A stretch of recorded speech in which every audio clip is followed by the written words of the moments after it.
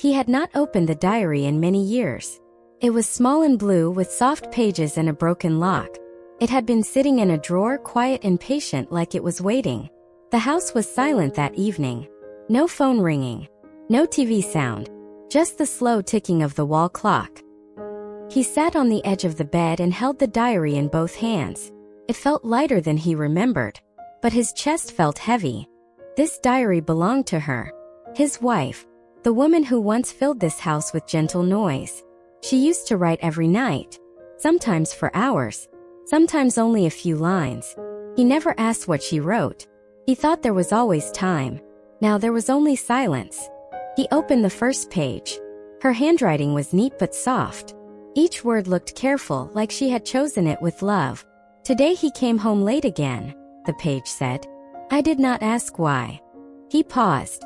He remembered those days. Work was busy. Life was loud. He turned the page.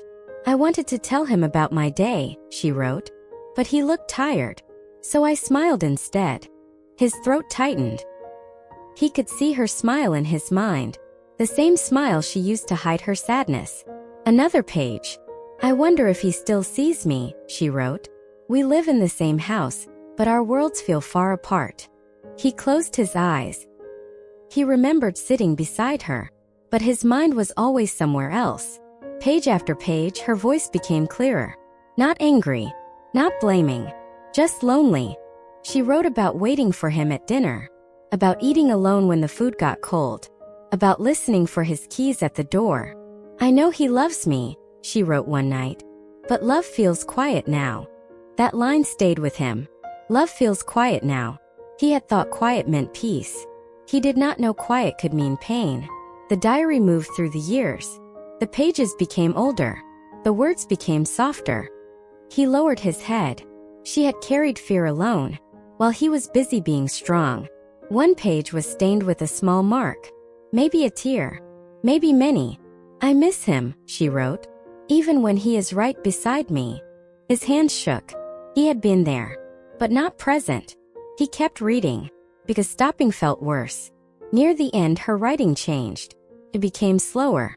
The letters leaned like they were tired too. "Today I heard him laugh," she wrote. "It made me happy. I wish I could tell him that. Why didn't she tell me?" He thought. But deep inside he knew the answer. He had stopped listening. The final pages were short. "I hope one day he reads this," she wrote.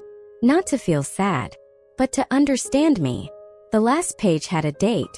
Only one sentence. "I love him, even in silence." He closed the diary gently. The room felt smaller now, like the walls were listening.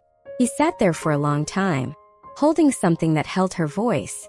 He spoke out loud even though no one was there. "I'm sorry," he said. The words fell into the quiet room. Late, but honest. From that day on he changed small things. He spoke slower. He listened more. When someone talked to him, he looked at their face. Not his phone. Not his watch. Sometimes at night, he opened the diary again. Not to hurt, but to remember. He wished he had read it sooner, but he was grateful he read it at all. Some lessons come late, but they still matter.